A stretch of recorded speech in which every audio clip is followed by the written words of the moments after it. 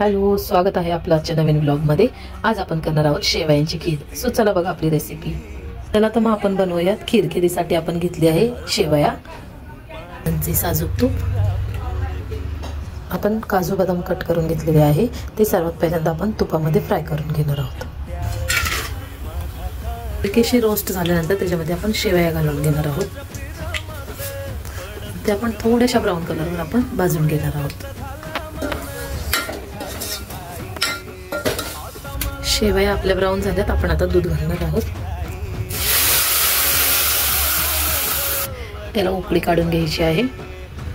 आवश्यकतेप्रमाणे साखर। आपली खीर तयार होत आली आहे। आपण आता ह्याच्यामध्ये कस्टर्ड पावडर घालून घेणार आहोत, व्हॅनिलाची। आपण एका वाटीमध्ये दूध घेतलेलं आहे, त्याच्यामध्ये आता 2 चमचे कस्टर्ड पावडर टाकून घेणार आहोत। आपली खीर तयार झाली आहे। आपण याच्यामध्ये हे कस्टर्ड पावडरचं दूध घालून घेणार आहोत।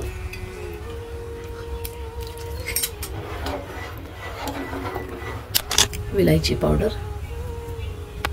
आपली खीर तयार झाली आहे। सो आपली रेसिपी कशी वाटली आपल्या चॅनलला लाईक शेअर सबस्क्राइब करून सांगा। थँक्यू।